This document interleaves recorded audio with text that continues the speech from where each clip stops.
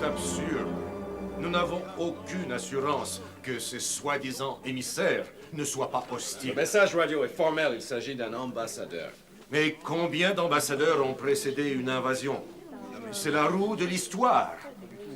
Les États-Unis feraient bien de s'allier avec l'Union soviétique et de maintenir leurs troupes en alerte. Enfin, c'est notre premier contact. L'humanité confrontée à l'intelligence extraterrestre. Vous voulez qu'ils pensent que nous sommes des sauvages et que nous ne raisonnons qu'avec des fusils? Peuple de la Terre, écoutez mes paroles. Il y a 2 millions d'années, mon peuple commença une très grande semence programmée. Et nous avons accéléré cette évolution sur plusieurs milliers de planètes pour faire naître la vie sur des planètes où rien n'existait. Votre Terre en faisait partie. Dans un sens, vous êtes nos enfants. Et comme de vrais parents, nous avons veillé sur vous. Mais vos progrès sont encore insuffisants. Nous avons constaté votre petit talent pour la guerre. Nous avons observé vos conflits primitifs, vos armes rudimentaires, vos petites disputes pour des frontières, et votre nouvelle arme nucléaire qui, finalement, exclut toute victoire et qui nous désespère. Nous attendions mieux de vous, et vous avez échoué, misérablement, sans vous servir de l'intelligence dont nous vous avions doté il y a si longtemps. Aussi, cette expérimentation est terminée. Dans 24 heures, notre flotte sera en position autour de votre Terre, et dès cet instant, toute vie sur votre planète sera détruite. Silence! Silence! Silence! Silence! C'est absurde! Si tout ça est vrai, prouvez-le. Si vous avez besoin d'une démonstration, vous n'avez qu'à regarder le ciel. Le ciel? Silence! Madame la Présidente! L'Assemblée laisse la parole aux délégués des États-Unis. Monsieur l'ambassadeur, rien ne vous autorise à condamner à mort l'humanité. Vous devez nous laisser une chance de préparer notre défense, ce serait la moindre des choses. L'univers, monsieur Fraser, n'est pas juste. Croyez-vous que nous ayons pris cette décision à la hâte? Nous en débattons depuis des siècles. Des siècles? Oh oui. Nous avons une très longue vie et beaucoup de patience, mais même notre patience a ses limites. Vous devez nous donner au moins encore une chance. On vous a donné plusieurs chances tout au long de ces siècles. Oui, c'est vrai, monsieur l'ambassadeur, c'est vrai, mais auparavant, nous n'avions aucune motivation. Vous dites que votre flotte arrivera dans 24 heures, alors laissez-nous ces 24 heures. Et que pensez-vous accomplir en si peu de temps? Je ne sais pas, mais donnez-nous encore une chance. On peut essayer de réveiller l'intelligence dont vous nous avez dotés depuis l'aube des temps.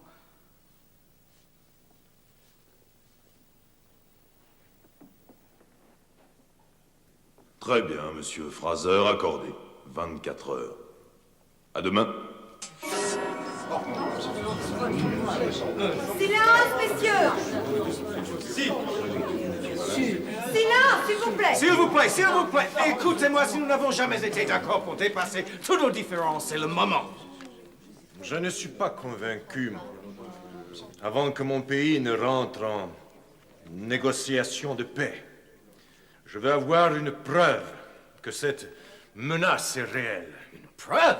Une preuve? Vous avez vu leurs vaisseaux spatiaux, vous avez vu cet homme disparaître, qu'est-ce que vous voulez d'autre? Excusez-moi, c'est le grand observatoire de Greenwich, ça a l'air urgent. Il a dit qu'il fallait regarder le ciel. Ah, ce n'est pas vrai. La comète de Halley a disparu.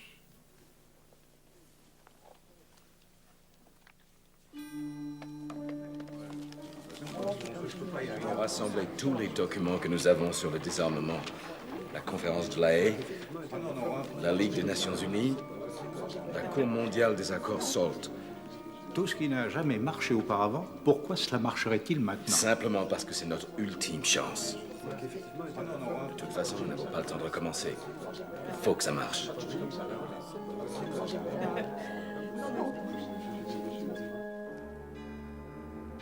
Oui, voilà le vaisseau spatial qui revient exactement 24 heures après son départ.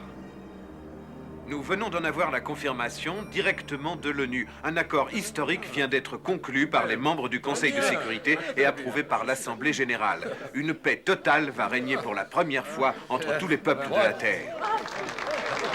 Merci. Voilà, mon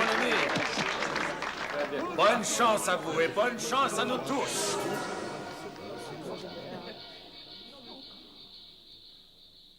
Eh bien, monsieur Fraser, que tenez-vous là? La paix, monsieur l'ambassadeur. La paix. Toutes ces pages contiennent le programme mondial d'un protocole d'accord sur le désarmement. Nous tous, les peuples de la Terre, avons enfin fait cause commune contre notre sauvagerie primaire.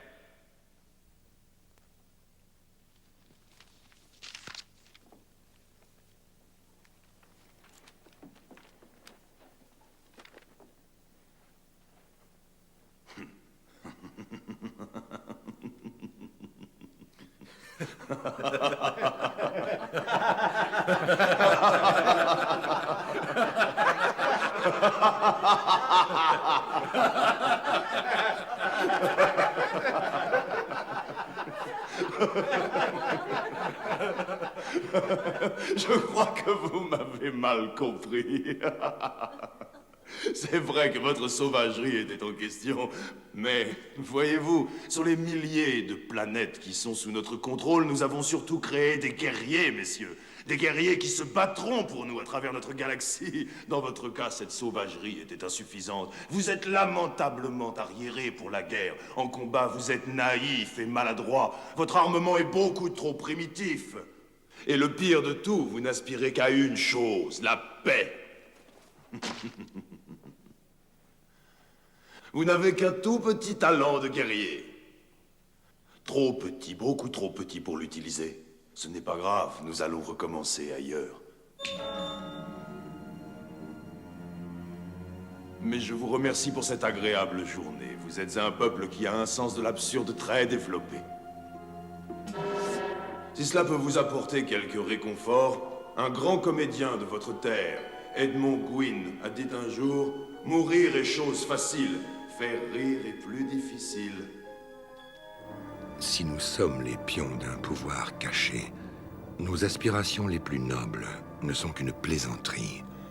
Si ce n'est pas le cas, alors il n'y aura personne pour nous diriger vers une paix mondiale. Sceptique de la paix, vous venez de l'entrevoir dans la 5e dimension.